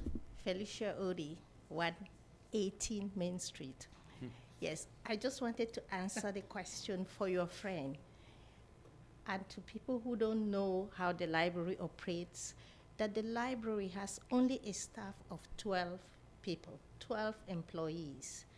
And these 12 employees man a building of 28,000 square feet, keep the library open 63 hours a day, attend to all of the circulation services. What do I mean by circulation services? It's the heart of the library. That's where you get your library cards issued, your books checked out, your interlibrary loan requests processed, and everything customer service is the first people that the library sees. In addition to that, cataloging. All of the thousands of books we buy, same 12 people cataloging them and making sure they are on the shelves. Purchasing, collection management, technology assistance, and in addition, 115 programs that they plan and administer and execute every single month. Now, if we were to lose one staff member, there is absolutely no way that every service will not be impacted. Hours will be reduced, the quality of the collections. You can rest assured that there'll be longer wait times for popular materials. The number of programs that we put out, the Youth Services Librarian, everybody knows Kali. You can rest assured that you will see half of what she and her staff are able to put out every month, and forget all of the outreach efforts, because library services do not end in the building. See, our outreach services, we reach out to the schools, we reach out to the community, we reach out to the assisted living facilities, and we are also helping, as Jamie already mentioned, with tax services. You know, people can get their taxes done for free. We teach free dance lessons. You know, we do introduce kids to kindergarten. Get ready for kindergarten is 2 days a week. So parents can save money if they want to bring their kids 2 days a week and get the kids ready for kindergarten at the library. It is a consistent service. We offer painting and art workshops. And I'm talking painting once a month for all age groups, adults, children, teens, and in between. We have family programs because we do know that you cannot separate families. So we have programs for general audiences where somebody can bring their entire family and they can have fun for a whole day. Where else in town, well, except for the schools, can you have 1,000 people go through one program a day? You know, we serve an average of 500 people every day at that building. We are very busy, but the nature of our job is that we put it out there, and then we turn around and we ask the community, how are we doing? We know how we're doing, but I have seen that we shouldn't take for granted that because people are very grateful for what the library does, they actually know. So this is 12 people. In addition to that, if we were to lose anything, if you cut anything from the library budget, because we've been operating at really state minimum margins. That's the other thing people don't know. Library budget is mandated by state statute, and we have kept to that, which means if you take anything away, then we have a certification problem. And if the library gets decertified, do not think for 1 minute that you're going to walk to the next community and be able to use their library. No, Bellingham doesn't want Franklin to be an undue burden to them. Milford doesn't. They will know right away because the state will put it out that your community is decertified. You're not going to be able to go to Norfolk and check out a book. And the nature of library services is shared. We cannot buy it all. 57,000 items were borrowed by our residents, right? We cannot afford to buy it, not today, not tomorrow, not anytime, because our materials budget is healthy, but the town doesn't have 58,000 more to give us just for books, right? So I want your friend to know, and the people who do not know how the library works, is that 12 people are already serving this community very well. All of the other town departments, same. And if you want to compare the library staff to our neighboring communities, I am happy to do it, to compare service for service, but let's just compare people today. As this process moves on, I'll be standing here and peeling back the services that we do. And I will be glad to compare us to communities our size and communities that are bigger than us. But today, let's take only communities our size. Milford is 20 staff, full-time staff members. Needham is 38. Norwood is 24, double what Franklin Library has. Even Walpole is 13. Nedick, I don't even want, is 39. So I am very proud of this community. I am proud of the work the staff does, and I am really happy to say we have really been good stewards of the town's resources. Thank you.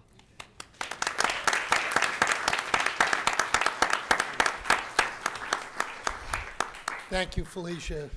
I know Jamie and I both got the same email. Jamie, go ahead. You can. So I'm just gonna not name the person just because they had an accident. But they wanted Tom and I to read something relating to the fire department. I'm sitting at home watching the joint budget listening session. I would have been there this evening, but my husband has a serious leg injury this weekend and is having surgery tomorrow.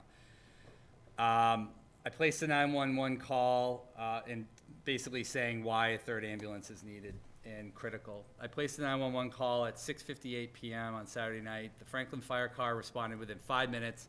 Both ambulances were out on call, so we needed to wait for a mutual aid ambulance. It took 15 minutes for the mutual aid ambulance to arrive at our house. Due to the severe nature of the injury, the individual could not be moved, so they had to lie in the snow for about 15 minutes. Please know that this is not a criticism of Franklin Fire Department, but rather an example to everybody here tonight listening on how life will change if we do not solve our deficit problem. I was planning on speaking about our experience at the next listening session, although if you receive this email tonight, you're more than free to read it during tonight's listening session. Please feel free to pass on my positive comments to Chief McLaughlin. I think that actually is a very real life example that just literally came in while we were sitting here. While the chief was speaking, this individual was typing that out with an experience they just had on Saturday night. So if people are wondering, if you lose that third ambulance, what's going to happen? Clearly those response times are going to go way up. And here's an individual who looks like they have maybe an injured leg, probably fell on the ice, isn't your heart attack or stroke case, but is somebody who has fallen down and has a severe injury and obviously could not get up. So I appreciate that person's story. And I hope that contextualizes a little bit of what everybody's talking about tonight. Thank you. Thanks, Jimmy. Max, then I'll go to you. Max, you've been up a couple of times, Max, so that's why. Name and address, please. My name is Max Marangelo. I live at 127 Central Park Terrace. So I was just hearing some of the stories about the library and how, we're home of the first public library. What town will we be without that? And we're home of Horace Mann, founder of our public education system. And how can we be proud of who we are as a town when we don't fund our schools the way they should be funded? It's our history, and we're neglecting our history by doing what we're doing as a town. I did have some other comments I wanted to share. A while ago, I did an interview with Steve Sherlock, and we talked about the average tax rate of Franklin compared to other towns. And when you look at Franklin, you look at the other towns, the biggest predictor of what a single-family tax bill would be the town's income. It's actually the square root of income, of the average income of the town. So once you control for that, towns look actually pretty similar. You can compare them across, apples to apples.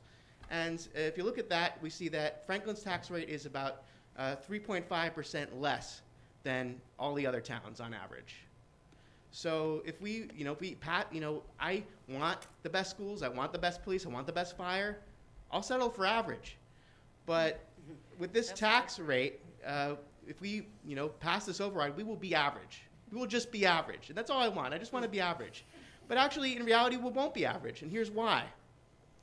So Franklin has 25% more kids to educate than other towns. And we have 4% less adults. So that's less adults to fund more kids.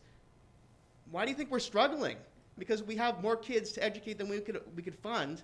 And so obviously, even with an average tax rate, we still wouldn't be able to fund all our services adequately because we have kids are our community, raises our, it takes community to raise a child. That's our biggest expense. That's our biggest priority. And if we have more children, well, we're going to be strained. So I think the other thing is, I think it's fair to ask, what are we doing as a community to make sure we're funding things most efficiently as possible. And I've seen over the years us, cut and cut and cut.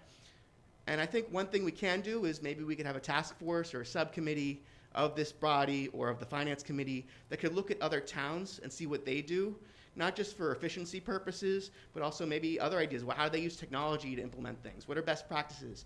And we have resources. We have the Massachusetts Municipal Association. We have the School Committee Association that we can lean into. So I really think it would be helpful to maybe get a group of people within the finance committee or a task force to look at what other towns are doing, so we can figure out what do other towns prioritize, what are important to them, and that way we can make the best decisions for us going forward. Thank you. Thank you, Max. Please, sir, forward. Name and address, please. Yes, my name is Robert Kaufman, 4 Cohasset Way. I'm here to speak about the senior center. Just so you know my involvement with it, I've been working as a volunteer aide in the Sunshine Club or the Day Support Program, whatever you refer to it as. This is my 7th or 8th year, and I've been a member of the Council on Aging now for 3 years. Excuse me. What I want to do is, first of all, put in perspective what has happened to the senior population before and after COVID. When I started in the Sunshine Club, we've always averaged about 28 to 30 members. Many of them come multiple days a year. We've always been at full capacity, which is 10 people a day. Before COVID, and I think we had 28 people at the time, we had 2 that had some cognitive function problems. Today it's the inverse. We have 2 out of 28 that do not have some sort of cognitive issue. We know what happened to kids with the isolation of COVID. I suspect that the elderly were hit as hard, if not worse. At one point, I found out that I'm not only a boomer, there's a new generation where you have a grandchild at home and a parent. So I went through that as well, which was interesting, having 4 generations under one roof. Anyway, so here we are today with the largest 65 and over population in the history of the United States. We hit that last year. And for those of you who aren't aware of it, we still have 4 more years of growth of the boomers. It's not over till 2029 when the last of us hit 65. So we've got a situation where by necessity, $260,000 was cut out of our budget after the override, which was $700,000. So that's 37%. Luckily, over a period of years, we had built up a surplus in, I think the town refers to it as the rotating fund. Revolving fund. Revolving, thank you. I call it the rainy day fund, but either way, we had it taken away, but it did not affect the services that we've been able to continue to offer. We no longer have that buffer, so what the future holds for us, I don't know.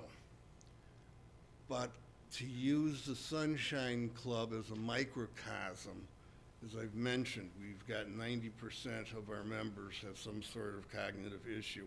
I'm not saying that 90% of the people that walk through that front door have those problems, but a significant portion of them do. I try and spend 2 or 3 hours every morning here. I'm a believer in the old-fashioned management by walking around. So as a member of the council, you got to be here to see what's going on. Yeah. And you can tell by people's expressions if they're having a good day or not. Yeah.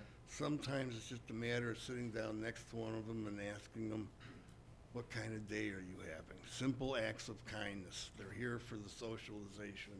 They're here to get reassurance that there's somebody that cares. I don't know how many of them live alone, but I think it's more significant than we're aware. So this may be their only hot meal during the day. It may be their only complete meal during the day. It's very important. I think most of you should be aware the two most powerful tools we have against Alzheimer's are exercise and nutrition. And that's what this place offers. Between the cafe, and just look at the calendar to see what we offer, from Tai Chi to God knows, I can't keep up with them. As a matter of fact, we had a meeting earlier this week.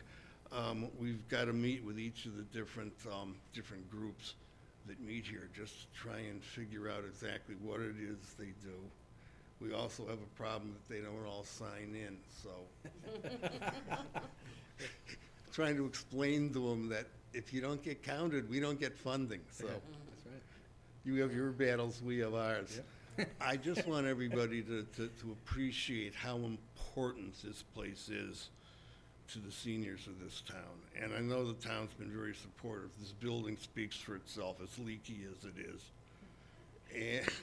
And the combination of the administrative staff, the volunteers, the council, everybody's FOFI, everybody's working together. We're halfway into a strategic and tactical deployment plan, trying to see if we can come up with more programs that are self-funded to one degree or another. The Sunshine Club, by the way, is fully self-sufficient, for those of you who don't know it. We know we're going to have to raise prices on certain things. We're looking at everything. So we're doing what we can, but we just need you to understand that this is not a problem that's going to go away. There's going to be more and more elderly to deal with. So I ask you to keep that in mind. Thank you. Thank you, Bob.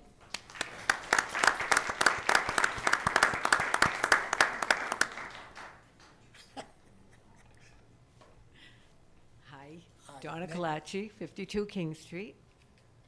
I don't know if this is the right forum for my question, but it's about Route 140, where I live, pretty close to, which is overwhelmed with traffic at this point. Almost every day, there's a backup south of town, all the way past the Big Y and almost to Rentham. At certain times of the day when you least expect it. There's complexes on the corner of Lewis Street. There are two complexes undergoing building now. I believe one is 32 apartments and the other one is 17 condos. I'm not positive about that, but that's what I hear. There's a complex going up behind me, adjacent to my land. If you went up to Uncas Ave, where DeVita's Market is, if you go straight up, there is a 9 triplex units. That's 27 homes behind me. The trees are gone. I feel bad for the lady from Highwood because I know what she means. We will redirect those animals to the open space that you have. Because I have foxes, I have the same, and honestly, it's kind of a nightmare. I watched the trees, a lot of trees get cut down this summer for this building, this segment to go in.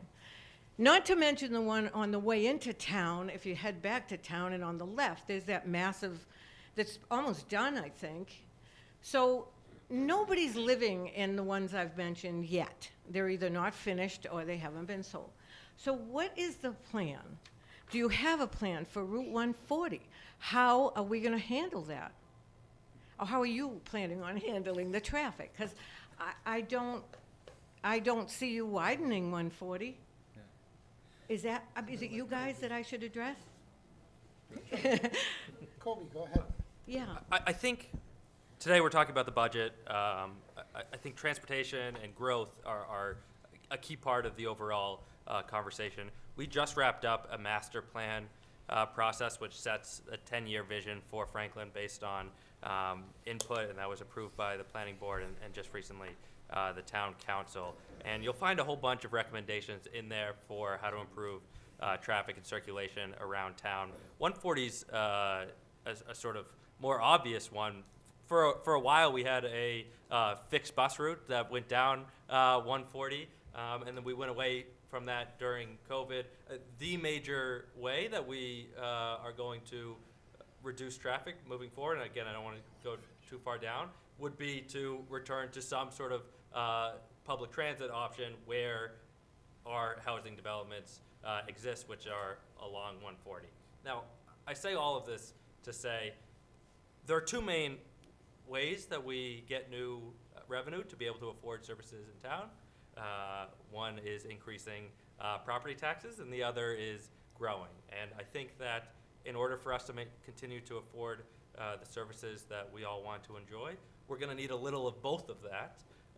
And so then the question becomes, well, if we grow, where do we grow? And I think that there's a lot in the master plan, and they took that role very seriously about how do we balance conservation of our land and our natural resources with the need to continue to grow. And one of the things that we kept coming back to is it's better to grow in places where we already have services and infilling and making small incremental changes, as opposed to the broad swaths of knocking down open space and putting new subdivisions there, which are very expensive to us and lose more land, or putting up large apartment complexes, which radically change the neighborhood feel.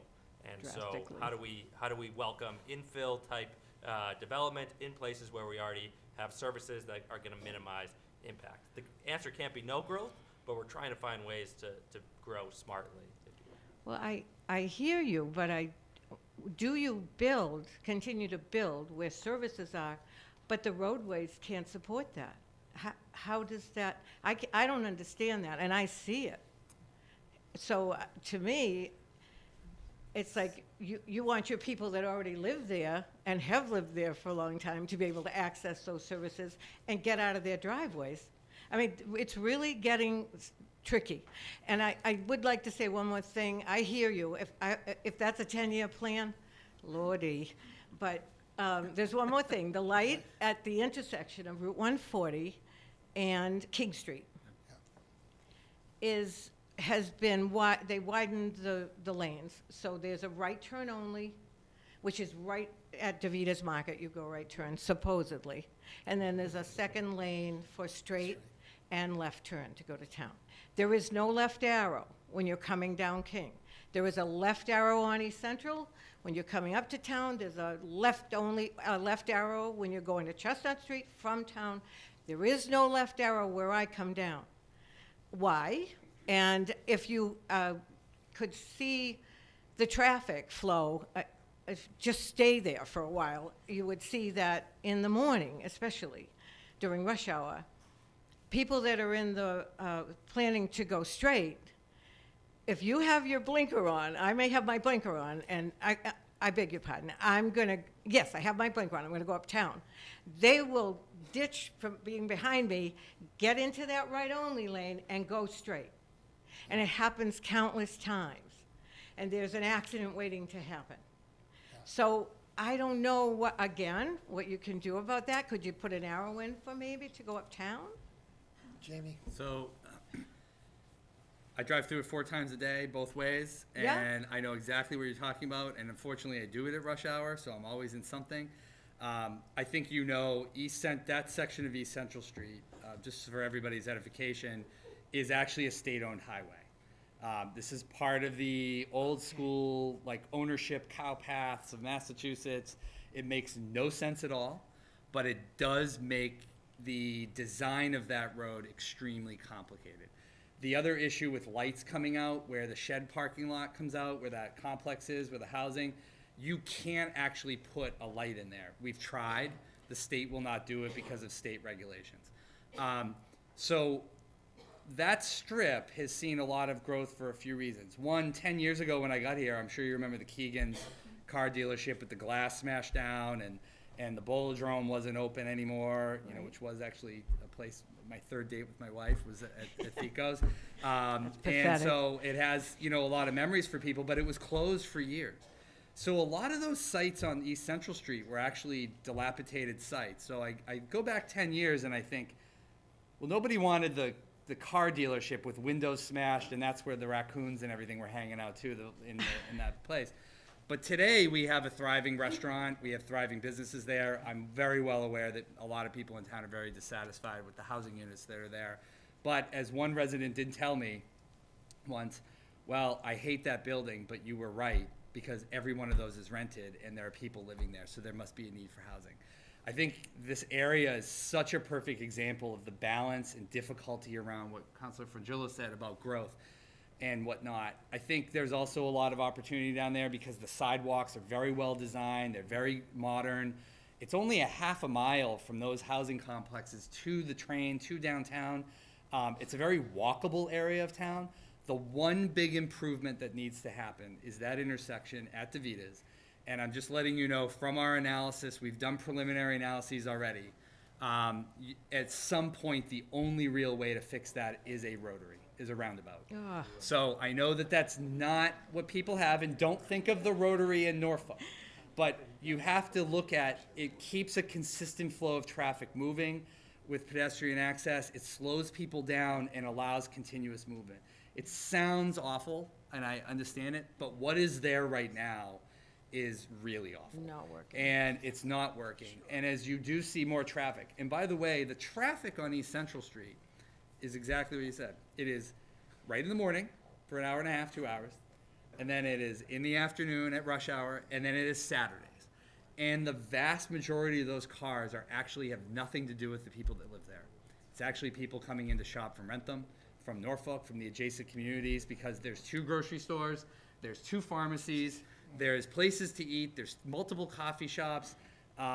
You know, that is the I think modern traffic problem on that area, which is it's a desirable place for people to do everything they need. There's the Aubuchons. I mean, you really can just go to East Central and kind of get your entire Saturday done. So when people see the traffic on Saturday, the main reason are people who are coming in from out of town into town. And I will say there's a modest growth benefit to the chief's points earlier. You know, all those restaurants are contributing meals tax to the town, right, which is good. So those are out-of-towners coming into Franklin that are paying money to fill our budgets up. And I think that over time, how you finance public safety to deal with the growth on that road is when those units come on board, that property value goes up. It's not your property, it's somebody else's property value going up, and that revenue contributes. That's actually how we've been able to strategize adding the 4 officers to the police department so that they all have more officers than they did in 2000. And that's actually, to the chief's point, it was a little inside baseball, but how we staggered the hires was actually trying to offset some of the costs on the tax base because we have seen some level of revenue coming in from those developments. So the final thing I'll say about the Rotary is this is a long project. This is what you call a federal tip project. And my town engineer, Mike Maglio, who's one of the best ever, we have been laying the groundwork to do the requirements. There's a lot of requirements that we have to do for the federal government to be able to get on that tip list. But that project's going to be well into 8 digits, well over 10, 15, 20 million to do that. And at some point, to relieve the traffic at that intersection, there's going to have to be a rotary at some point. Okay, thank you. And I don't want you to think I'm against those buildings. I saw them in disrepair. I'm happy that everything is looking as it is. It's definitely built up. But the intersection is not the only problem, and people shopping in Franklin is not the only problem. For those of us that live there, we live it every day. It's faster for me to walk from my house to Shaw's than to drive and to get back in a timely fashion. And honestly, the light, it's just there's so many lights, I don't think you can put any more lights on that stretch, so. You can't. Well, thank We've you. tried. Right. We tried. Impossible. Thank you, Donna. Kobe, Councilor Frangillo. Just one second. If I may, it's the second time that roads has come up, and I think roads is a fun one when we talk about budget, because it's one of the ones that can be quietly eroded. It doesn't get as much attention as an ambulance or theater at the schools. But our road budget has been dropping over time. Yep. You asked how we got through last year. Part of it was we used $1 million of one-time rainy day funds. Part of it was we made substantial cuts to school programs, and part of it is we did make substantial cuts to municipal services, the largest of which was to the DPW, and the largest of those was to our highway budget. Just so you know, over the last 10 years, there's been a 6.3% drop in road quality in Franklin, and that's on track to be a 10% drop by the end of the decade. That is the quiet erosion of services when we struggle to keep up with funding. So if you're feeling like the roads are slightly getting worse, they kind of are. We know that they are by a third-party evaluation, and that certainly won't be helped as we have to continue to cut services. Thank you, Kobe. Please, name and address. It's always a problem for me with the microphone. I'm sorry. Brian Gustafson. I am an educator here in Franklin and have been for the past 25 years. And I wasn't planning on speaking tonight. Usually I have a nice presentation for you guys, like with my portraits last year and things like that. But I thought I would come up and say a few things as I was listening to the previous speakers. One thing that was brought up was the failed override last year. Was there doom and gloom? There was. I can only speak to what I know as a Franklin music teacher. I was there in the gymnasium when it failed because we knew that our department was going to be cut horribly. Dave, you spoke about it, that the fine arts department, we had a group of 13 teachers, were cut down to 6 teachers. After that, through the one-time funds, we were able to bring back a 7th teacher. So we now have 7 people in our music department, 3 at elementary, 2 at middle school, 2 at high school. At the school committee meeting, I think it was last week, I don't remember, we had the 4 all-state music students from high school who are going on to all-state. That is a huge accomplishment in the state of Massachusetts. And our superintendent thanked the middle school teachers and the elementary teachers, and I loved hearing that as an elementary music teacher. But those cuts to our music department won't be seen for years. We have 4 kids going to all-state music this year, which is awesome, but we don't know what these cuts are going to decimate the program into the future and how those effects are going to move us into the future until we find out. And once we find out, it'll just be a little bit too late to do anything about it. The other thing I wanted to talk about is the library. I'm going to say this on behalf of every parent out there, especially this week during February vacation. Thank you. Because I don't know about you, but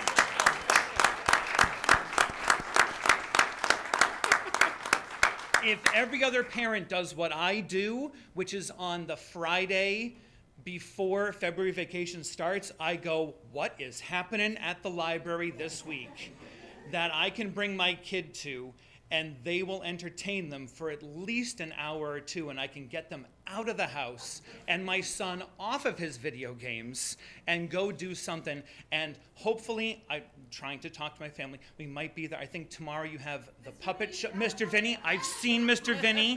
He's awesome. If you haven't seen him, he does puppet shows, and I'm pretty sure he still uses the overhead projector. Oh, he sure does. Which I tell my students, I used to teach with an overhead projector. I'm now onto a touch view now, which is great. Thank you, everybody there. But thank you from everybody. You put on wonderful programs at your library. I don't live in Franklin. I live 30 minutes away, and I come to Franklin because of the amount of programs that you put on at your library. So for all the parents out there, thank you very much.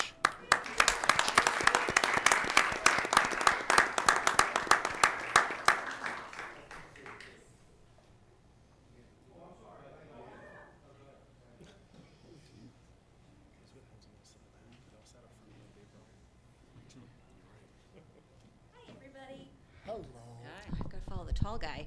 Okay, Denise Spencer, 59 Milliken Ave.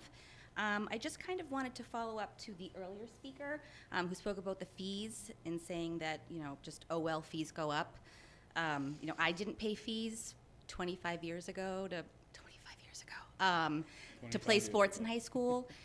Just a few years ago, it would have been $250 for my son to play football, but now it's $1,000. And I think that that's a huge jump, especially where if you look at the lovely presentation that Mr. Helen put together, the override cost doesn't even come close to the $1,000 I'm going to have to spend for football.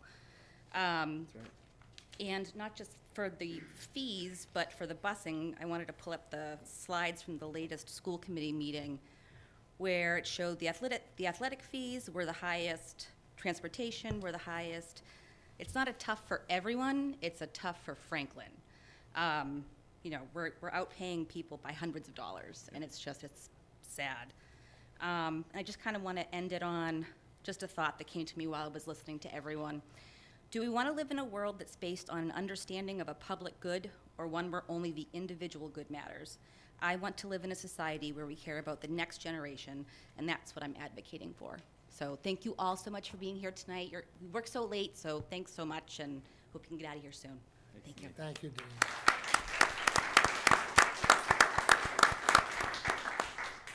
If I could mention something? Certainly, absolutely.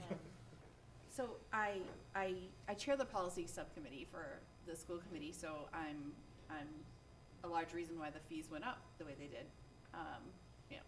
with my colleagues. And to Mr. McGillicuddy's point earlier,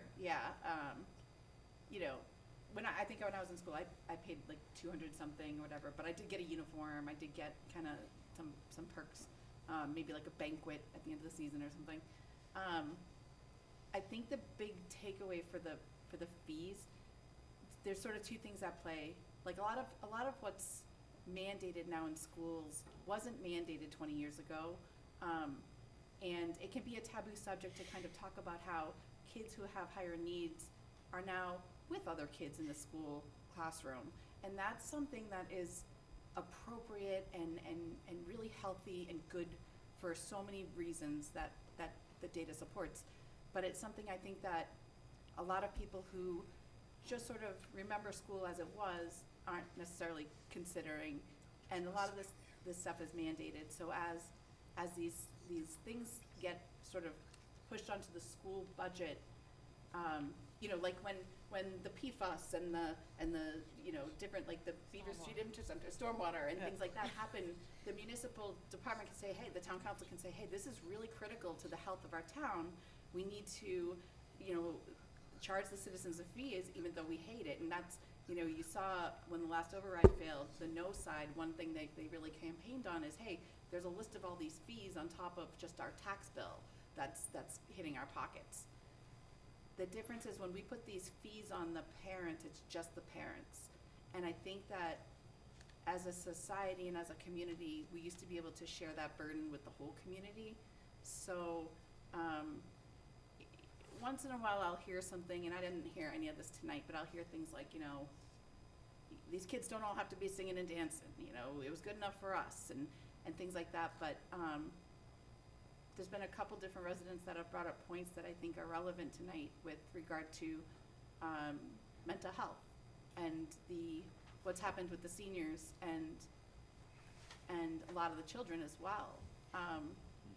I actually reached out to Sarah, the director of Senior Center, recently and said, I'd love to come in and do a book club, maybe morning after school committee, what's going on with the grandkids kind of thing. Like, what is going on with these screens? And we were going to read The Anxious Generation, which I've had conversations. I see Bob DeLorco back there, and I've had conversations with Bobby about the coddling of the American youth. I know that's something that a lot of people are feeling, is like these kids,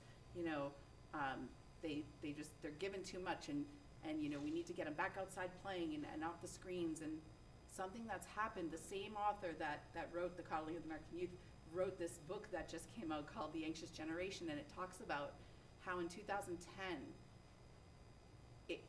it wasn't just about cell phones anymore and kids using the cell phones as a means to get together. It became about the algorithms, and they figured out the feedback loop and the addiction part of it. It's been all the teachers and educators can do to try to sort of pull those kids out of that for a little while during the school day and get them to connect.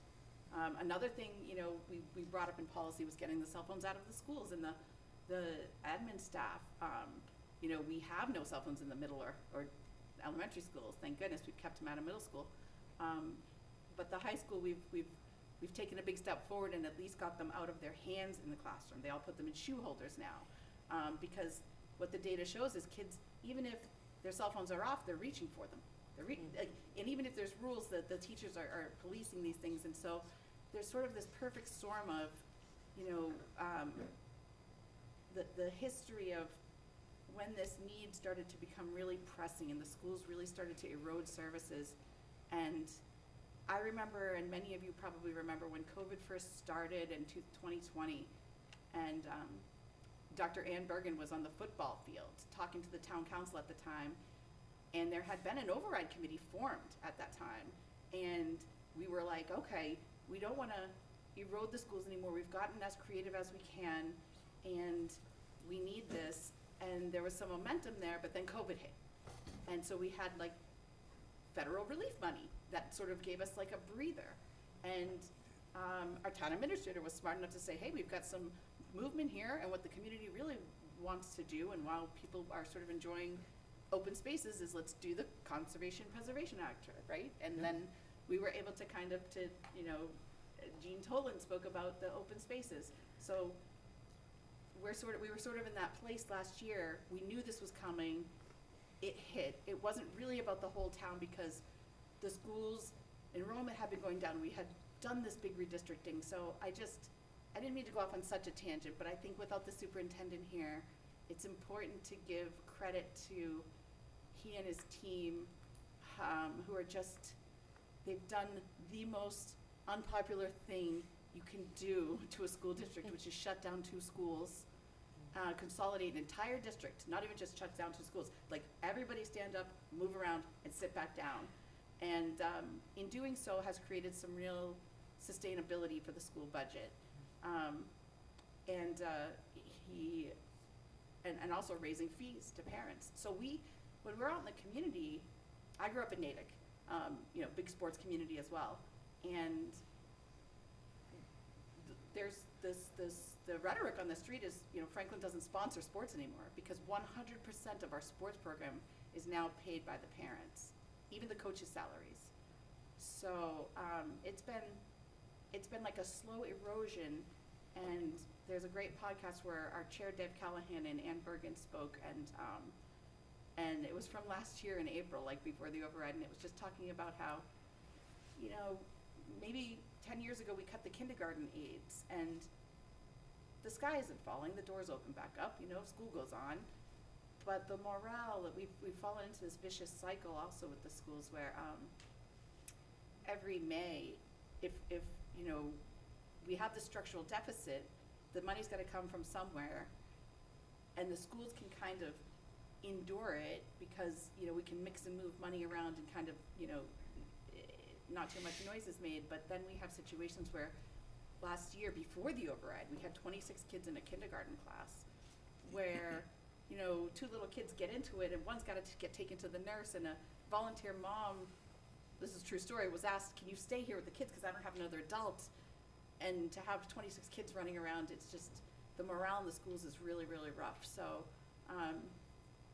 I know that Lucas Jagir, our superintendent, would be the first person to say that we don't want our ability to thrive to come at the expense of other departments. It's not, we want to really stop that interdepartmental kind of like scrap, you know, fighting over scraps. And I think that, you know, now that we've redistricted, I think that we're sustainable in the school department, and I don't even remember what I originally was talking about, but it was the fees. And thank you so much. I just wanted to kind of talk about that because I just felt like Lucas wasn't here, and he's done some really unpopular work, and it wasn't just for efficiencies. I mean, this is a man who has been in town 20 years. He's an ex-Marine. He has integrity. He's doing this because it's what's best for the schools, because we can consolidate resources and we can maximize educational outcomes for these kids. But a great unintended but sort of intended consequences, we've created these efficiencies. So I just, if we are able to get this override, I do feel strongly that it's sustainable at this point, that the schools would be able to kind of live in this area now with our consolidation and not have to come back in a couple years looking for more. So. Thank you, Ruth Thank Ann. you.